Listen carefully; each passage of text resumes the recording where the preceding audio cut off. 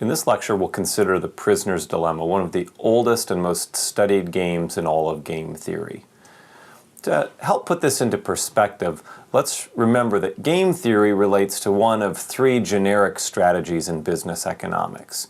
Reducing costs being one strategy, differentiating your product being a second strategy, and controlling the intensity of the competition being a third. Game theory really helps us to focus in and understand this third strategy. And in this lecture, we'll consider a special type of a simultaneous move game, the Prisoner's Dilemma.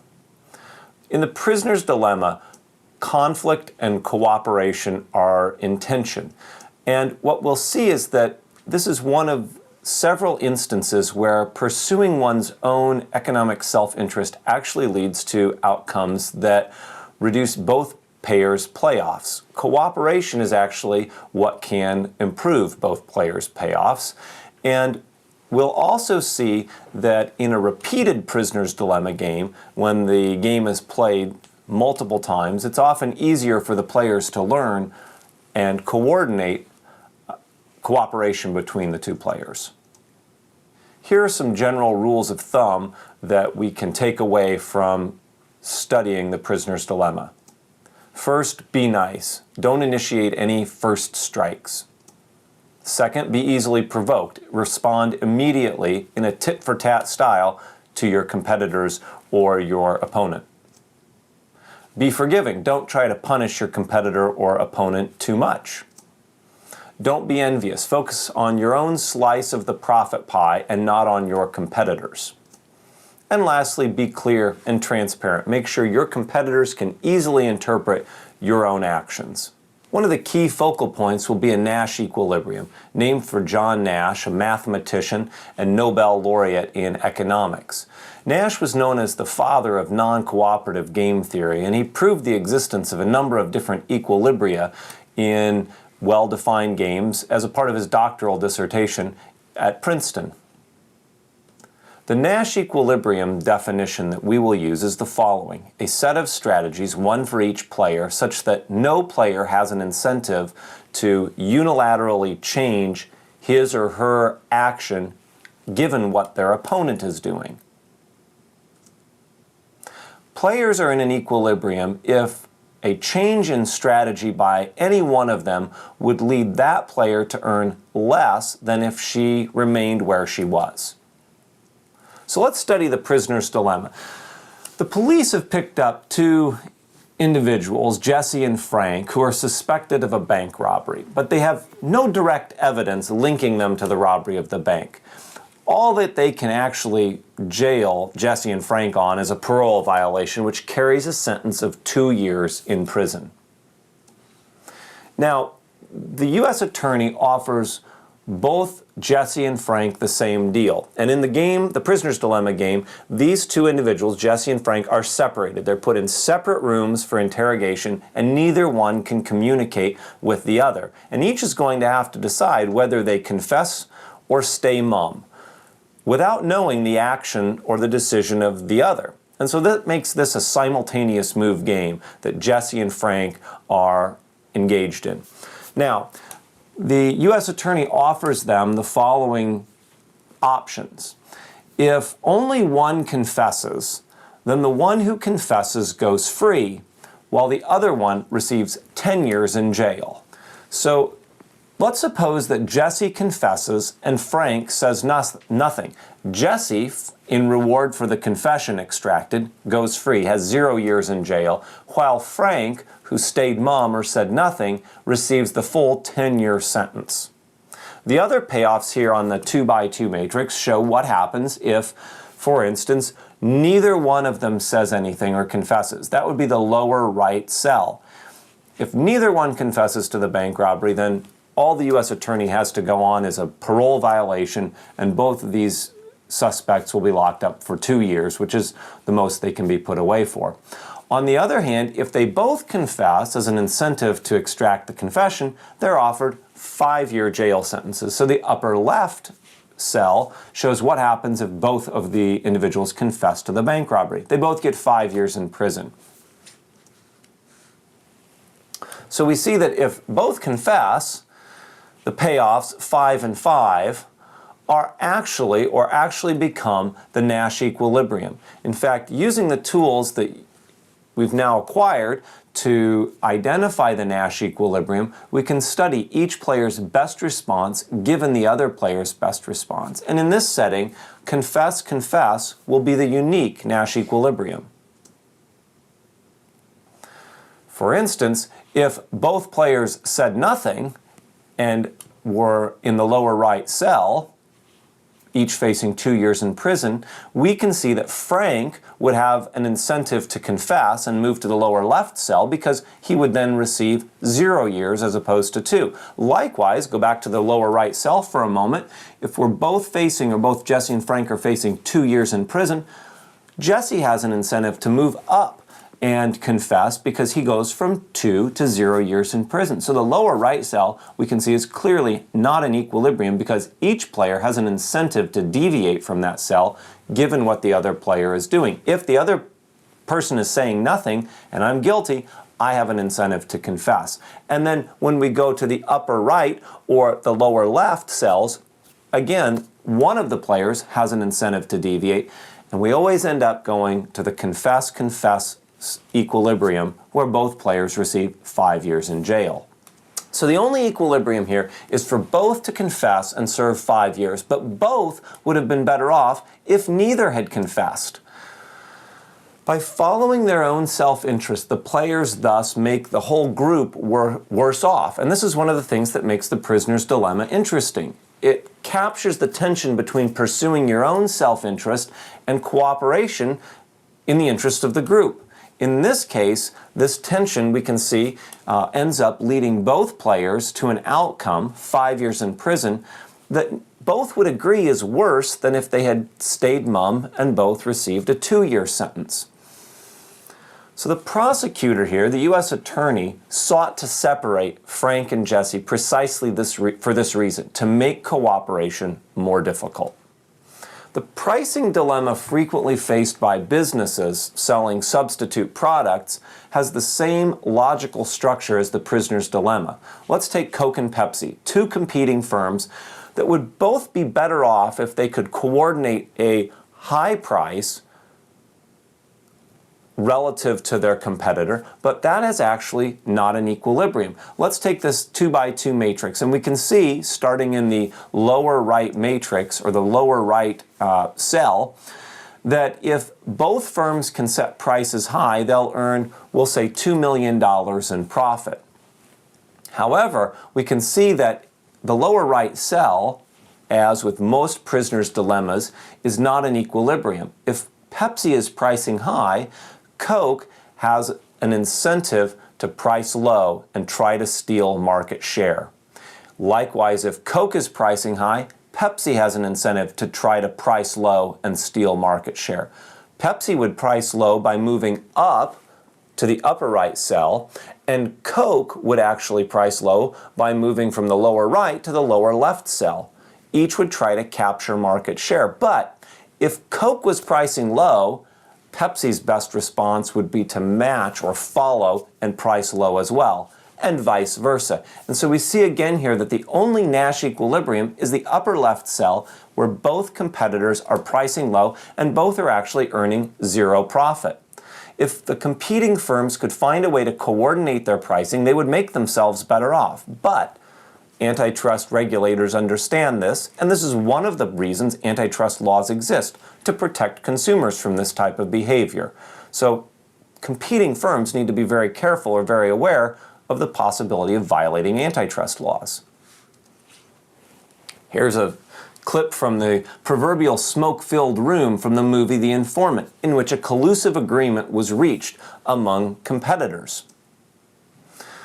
Advice from an antitrust prosecutor: don't discuss prices with your competitors. That's one of the black and white areas of antitrust law. The enforcement authorities can be counted on to bring a criminal prosecution if they learn that you've met with any of your competitors to fix prices or any other terms of sale, and jail time is becoming increasingly common. Other illegal solutions to the prisoner's dilemma game are to allocate customers, to rig bids, or to agree not to compete in one another's areas. Again, the advice would be do not agree with your competitor to stay out of each other's markets. It may be tempting to seek freedom of action in one part of the country by agreeing with your competitor not to go west if he will not come east. But avoid that temptation. The consequences of this kind of being discovered in this type of behavior are that the enforcement authorities are very likely to pursue the same kinds of criminal prosecution as unearthing a price-fixing conspiracy. In fact, the movie The Informant was actually based on a real-life situation. That real-life situation was a price-fixing conspiracy by Archer Daniels Midland, or ADM. They manufactured a key amino acid used in agricultural production and were one of 5 or 6 large worldwide producers. I'll encourage you to check out this YouTube link on Canvas of the actual smoke-filled room where an undercover FBI agent went into a meeting with ADM executives and other lysine manufacturers from around the world in which they literally agreed to fix the price of lysine down to the penny, and that resulted in criminal prosecution. It's only about a 5-minute video, and it gives a great insight into this actual real-world example on which the movie The Informant was based. Now, if we know that the prisoner's dilemma will lead firms pursuing their own self-interest into an outcome that neither pursues, the next question is, how do we break out of that? What can a firm do, or firms do, to seek that cooperative outcome, the lower right-hand cell in our prisoner's dilemma example, where they're all better off? One way to do that would be for the firms to merge. Merging, however, simply to eliminate competition may violate antitrust laws. In fact, the Clayton Act outlaws any merger that substantially reduces competition, and a merger of firms simply to get out of the prisoner's dilemma could be viewed as anti-competitive. Now, the merger may not be challenged if either there's a pro-competitive justification for it, it's not likely to result in higher prices, and especially if customers are not complaining about its anti-competitive effects. Price discrimination by one firm is always profitable. However, when competing firms enter the market, or the firm has a competitor, price discrimination strategies sometimes break down and sometimes result in a situation that looks very much like the prisoner's dilemma. For example, supermarkets and pizza delivery joints will circulate coupons to their customers who live close to their competitors. Many other businesses use similar techniques. Now, in each case, the rival firm, the competitor, may very likely react by offering low prices to the customers living near their rivals. And the resulting price is actually lower for both firms than if they had not begun to price discriminate in the first place. We see the same outcome as in the prisoner's dilemma. Let's take a look at a simple example. Safeway and Kroger are 2 well-known grocery stores, and this table shows the resulting equilibrium between 2 competing grocery stores who are discriminating based on geography, offering price discounts to consumers who live near their rivals. Once again, we can see that both firms would prefer the lower right to the upper left equilibrium, but the Nash equilibrium in this case is actually for both firms to price discriminate. Only in the upper left cell are both firms at a point where neither one has an incentive to deviate given what the other is doing. In advertising, too, there's a dilemma that firms face that can be modeled in a way that's very similar to the prisoner's dilemma. For instance, Philip Morris and R.J. Reynolds are 2 large tobacco companies. For these 2 companies, they could make more money by not advertising. If we look at the lower right cell, where both companies are not advertising, clearly, with looking ahead, that's going to be a little bit better or more profitable than if we would say end up in the upper left cell. But for a moment, consider if we're down in the lower right cell. Given the ability to advertise and steal market share from a competitor, Philip Morris will have an incentive to advertise if R.J. Reynolds is not, and move from the lower right to the upper right cell, increasing their profitability by stealing market share at the expense of their competitor. So the don't advertise cell is not an equilibrium. Either firm does better off by advertising. We can see, therefore, that R.J. Reynolds faces the same incentive. Starting in the lower right cell, they will have an incentive to advertise or move away from that, again trying to steal market share. The outcome is a Nash equilibrium in which both firms advertise and both firms earn a lower profit. Consider another example, perhaps a little bit closer to home. An MBA study group is formed and assigned to a project, and each member can work hard or shirk. So let's take a two-person team. If they both work hard, the team will receive a grade of an A.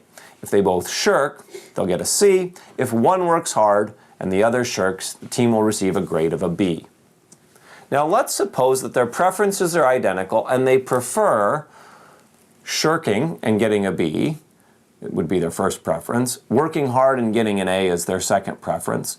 Both shirking and getting a C is third, and being the only one who works and getting a B is fourth. And let's suppose that these two individuals have identical preferences. Each would prefer, first and foremost, to shirk and get a B, which means shirk while their teammate is working hard and therefore generating the B. The second preference would be to work hard, or for both players to work hard and get the grade of an A.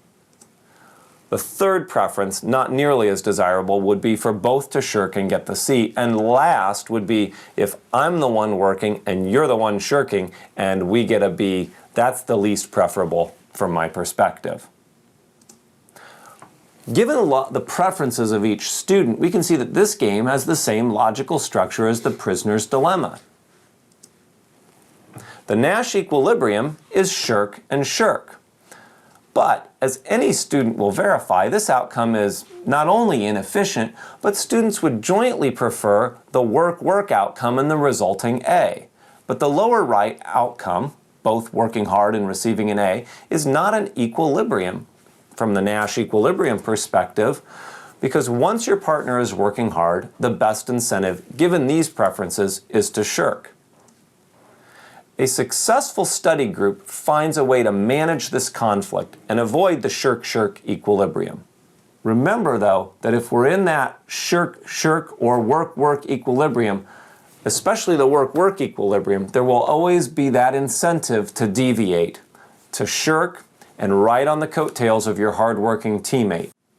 So finding a way to avoid the Nash equilibrium in a prisoner's dilemma style game is really one of the key takeaway points, or one of the key reasons we study game theory or study the prisoner's dilemma game.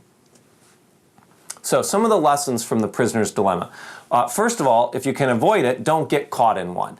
Now, what that means is either don't enter a game, or if you find yourself in a competitive situation with a logical structure similar to the prisoner's dilemma game, find a way to change the payoff structure of the game so your profits are not dependent on your rival's actions. Differentiate your product so that it can't be easily imitated, or find a way to lower your costs. Lesson number 2, how to get out of a repeated prisoner's dilemma game. Well, if you're in a repeated prisoner's dilemma game, the lessons we talked about at the beginning of the lecture still bear fruit. Robert Axelrod, a noted psychologist and social scientist, hosted a tournament finding the best ways to play a repeated prisoner's dilemma game. By running simulated tournaments between different strategies, Axelrod was able to characterize the features of the highest earning or the most successful strategies. They had 5 key characteristics. Be nice. Second, be forgiving. Don't punish your competitors too much if they defect from the cooperative outcome. But be easily provoked. Respond immediately to your rivals when they deviate. Don't be envious. Focus on your strategy and your market share. It's better to have a smaller slice of a bigger pie sometimes than a larger slice of a shrinking pie. And lastly, be clear. Make sure that you're transparent and that your competitors can easily interpret your actions. Third option would be to control competition legally. An interesting application of the prisoner's dilemma to a recent phenomenon, a recent issue, is captured in this article in The Economist magazine titled "A Rising Tide." They looked at Atlantic swordfish populations and noted that if Atlantic swordfish, say, are harvested wisely, say, limiting the number caught, the population will remain stable. One of the problems with something like a fisheries or any other sort of commonly owned resource is that no one individually owns the stock. And so independent fishing boats start acting a lot like the prisoners under interrogation. The question that they face is, should I limit my catch in the interests of the group, or should I take as many fish as possible, simply pursuing my own economic self-interest? Now, the prisoner's dilemma predicts that the fishermen may not trust each other enough to coordinate an outcome. In fact, as Rhode Island fisherman John Sorleen told the New York Times, "Right now my only incentive is to go out and kill as many fish as I can. I have no incentive to conserve the fishery because any fish I leave is just going to be picked up by the next guy." Sounds pretty much like the prisoner's dilemma. In contrast, consider the lobstering community in Port Lincoln in Australia's southern coast. In the 1960s, the community set a limit on the number of traps that could be set and then sold licenses for those traps. Newcomers can enter the business only by buying one of these limited number of licenses from another lobsterman. Port Lincoln lobstermen catch more than their American colleagues, and a license purchased in 1984 for $2,000 now sells for about $35,000. Aussie lobsterman Daryl Spencer was quoted as saying, "Why hurt the fishery? It's my retirement fund. No one's going to pay me $35,000 a pot if there are no lobsters left. If I rape and pillage the fishery now, in 10 years, my licenses won't be worth anything." In fact, a 2008 study of the world's commercial fisheries published in Science magazine found that individual transferable quotas, such as the one in Australia's Port Lincoln lobstering community, can actually stop or reverse the collapse of fishing stocks. The transferable, tradable quotas effectively align the interests of all of the fishermen or all of the lobstermen and collectively help to move from that prisoner's dilemma, shirk or confess equilibrium, to a more cooperative equilibrium where everybody is better off. The fisheries managed with these transferable quotas were half as likely to collapse as fisheries managed with traditional conservation methods. In this lecture, we've discussed the prisoner's dilemma and several applications. Thanks for listening.